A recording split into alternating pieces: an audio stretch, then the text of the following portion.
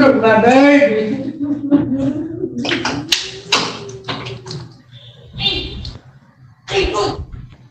We are on the record in file 23-21612-FC, People versus Kenyatta, Tywin Silvertooth. We are here today for sentencing, and we are proceeding today in person. The court also has a Zoom video conference session running. However, there's no one related to this case in that video. First, I have the attorneys place their appearance on the record, beginning with Ms. Arnold. Allison Arnold for the people. John Glazier on behalf of Mr. Silvertooth. Mike Dagmar goes for Mr. Silvertooth. And sir, you are Kenyatta Tywin Silvertooth. Yes.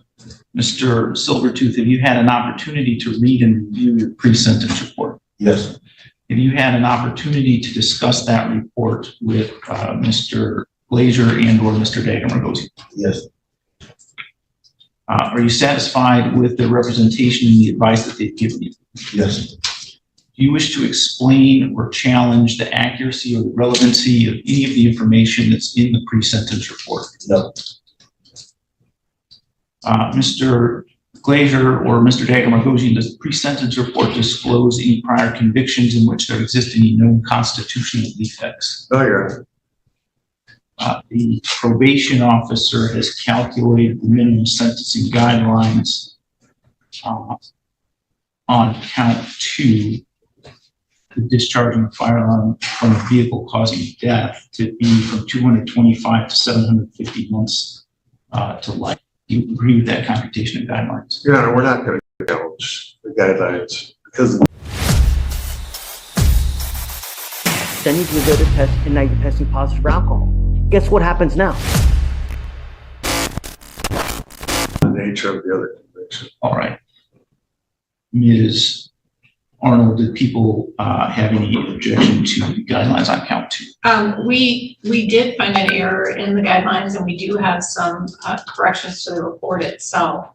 In the guidelines on count 2, offense variable 3 should be scored as 25 points because the charge is discharge from a vehicle causing death, which would be a homicide by definition. And when it's a homicide, you don't score 100 points. You only score 25 points by case law. So that would change the total OB level, the total OB points to 65 points, the OB level to 5, and the guideline range to 135 to 450 months. Okay. Mr. Glazier, Mr. Dagmar, any issue with that modification? We have no objection to that. Okay. So that's changing OV3 from 100 to 25. Correct. And I apologize, Ms. Arnold, that The total OB would be 65 points. The OB level would be 5. And the guideline minimum range would be 135 to 450 months. So the sentencing recommendation in that count would still be within guidelines because the top end of guidelines is 37.5 years. The top end of the minimum. We have a couple other corrections. Whenever the clerk's ready. Okay, go ahead. In the final charges here, I know there was some issue with this because it was charged as an open murder. We did provide the PAC code to the convicted charge to the clerk's office yesterday, and I believe the judgment of conviction is correct. But the final charges here should reflect a PAC code of, this is on the first page because it's in more than one place, 750.316-A. And the charge should be homicide, murder, first degree, premeditated. Okay, Mr. Glazier, Mr. Dagmar, any objection to that modification? We have no objection. I believe that is consistent with what happened at trial, so I think that modification is appropriate. Yeah, and the charge also needs to be corrected on the second page, page 2, and then on the third physical page, which is page 1, and the fourth physical page, which is page 2. Yeah, that appears in the recommendation on the second physical page, and then under evaluation and plan,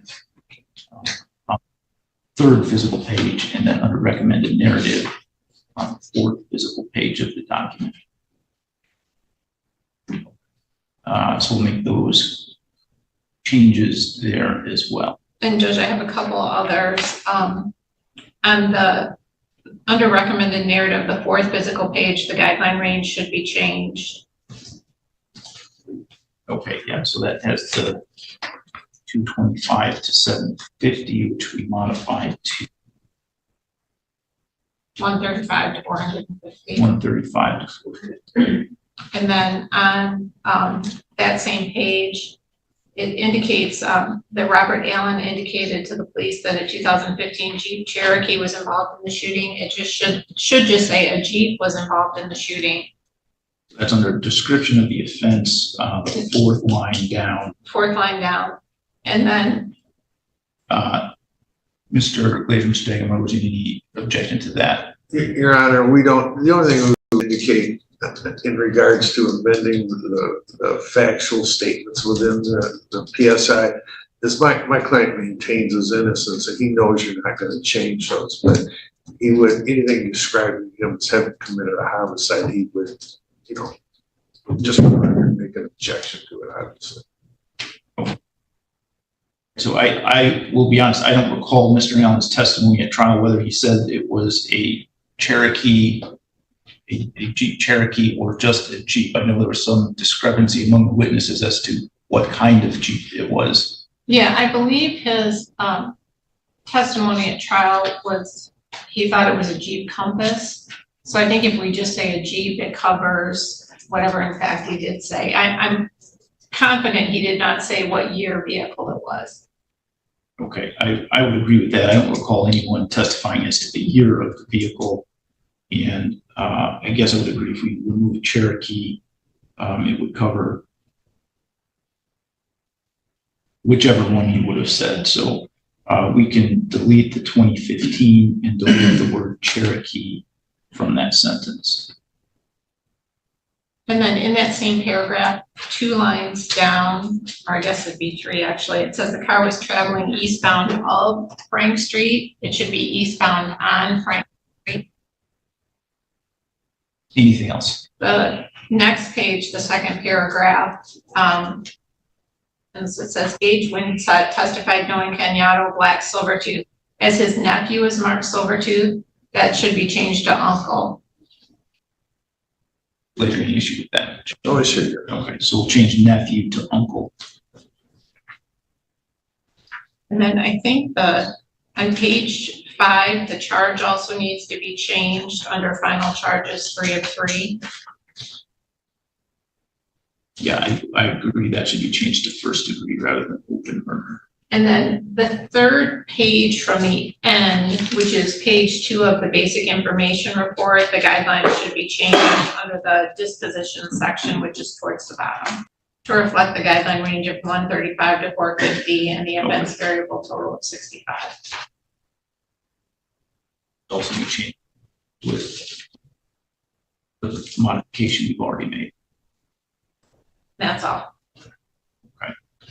All right, Mr. Glazer, then is there anything you'd like to say on behalf of Mr. Silvertooth before court passes sentence? The only thing we'd add, Your Honor, is that my client does maintain his innocence and he understands that there's no discretion in the sentencing. He's aware of that, at least as to the first degree murder charge. And he hopes he'll be vindicated on appeal. All right. Mr. Silvertooth, is there anything you would like to say before the court passes sentence? Ms. Arnold, do the people wish to be heard? We do, Your Honor. Just briefly, I want to thank the officers from the Adrian Police Department for their efforts in this case. Everyone in the department, frankly, I think had a role, and particularly detectives Ruffner, Lanford, and Sergeant Putnam from that department. I hope that the conviction in this case and the sentence has a deterrent effect on anybody who wishes to or who attempts to commit a similar crime within the county. I know law enforcement in Lenawee County and our office will do anything we can to effectuate justice in this sort of case. As far as the sentence itself, it is mandatory, it is just, so I'm not gonna comment on that further. I think the family can best articulate the loss of Jonathan Simmons and the effect that that has had on them.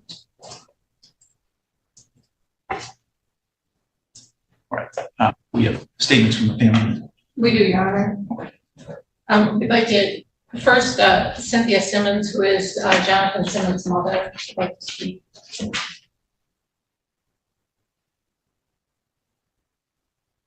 So Ms. Simmons, if you just state your name and then you can make your statement. Good morning, Your Honor. My name is Cynthia Simmons. I'm Jonathan Simmons' mother.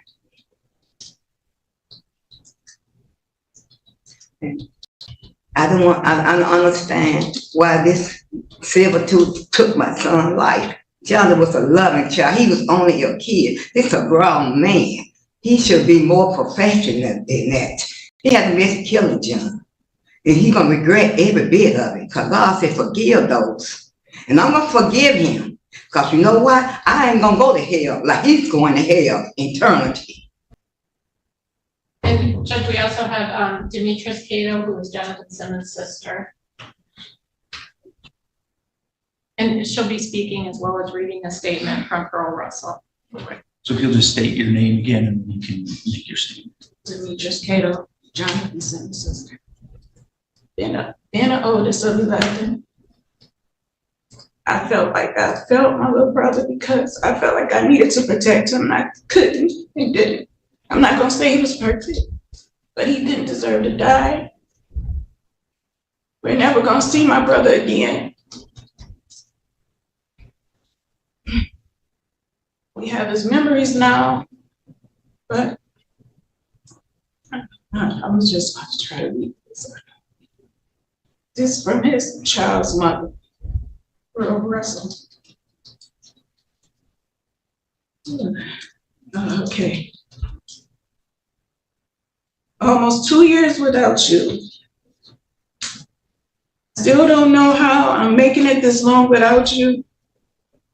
It was days I couldn't even go. I couldn't even go a day without you. February 13th was the last day you was able to pick our daughter up from school. Minutes later, you were killed. You loved taking and picking her up from school. That was your favorite part of the day. And our baby girls also, because she knew you would take her to the store and get her whatever it was she wanted. She was a daddy's girl. The day we got the news, I was at school. People was calling me. I knew it was a lie. You was a loving person with a big heart. And that smile I miss. Good people don't get killed.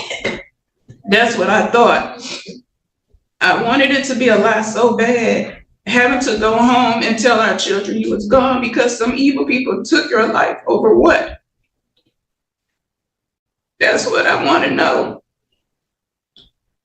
Now we would never get a chance to hug you again, and it hurts so bad. The pain I feel every day, the pain I feel every day will never go away, and I have to deal with that for the rest of my life. 10 years we shared so many memories that I can talk about for days that I will forever have to hold on to. We had 2 beautiful children before you left this earth. The day we found out we was having a boy, you were so happy you finally got a son and was only able to enjoy 10 months with him. He knew his father's face. When I show him pictures, he pointed you saying, Dada, with a big smile on his face. He reminds me so much of you. So much. It's like you all over again.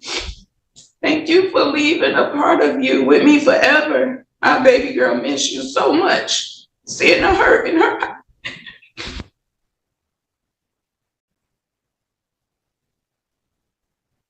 Seeing the hurt in her eyes hurts me the most when she cries for you. And it's nothing I can do about it. It makes me so angry. All I could do is tell her everything would be okay, because I don't know what else to say to stop her from hurting. Do I do his or just say his? Okay. Yeah. Kenyatta, y'all did that killing her father, and I'm still learning how to deal with her pain on top of the pain y'all left me to deal with. Y'all took the best thing that happened to me away. My family is broken. Jonathan was a great man, amazing father, a well-respected friend, and a loving son/brother. He would give his last if that meant making the next person smile. Promise, Jonathan, I continue to be the best mother to our children. And make sure I tell them every day how much you love them. Death leaves a heartache no one can heal. Love leaves a memory no one can steal. You will get your justice now, you get your rest. You will never be forgotten, we love you.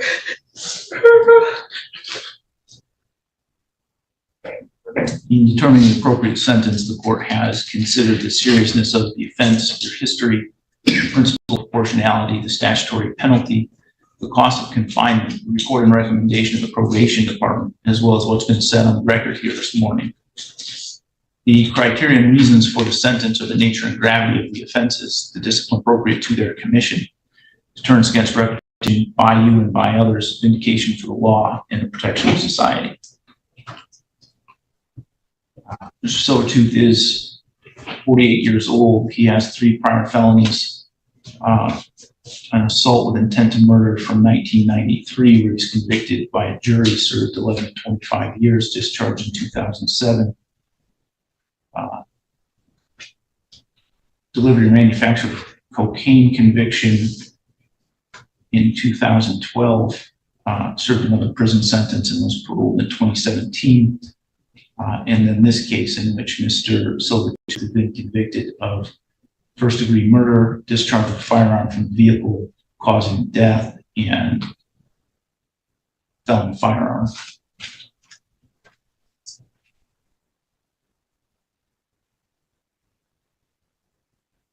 Court obviously sat through the trial, heard the testimony, and saw the evidence. And based upon that, I can only say that this is one of the most senseless acts that I have ever seen. Resulted in the murder of another young man, causing devastation to his family, causing trauma upon our community because of the publicity it received. And for that, our state legislature has decided that there is only one just sentence, there is only one proportional sentence for that act.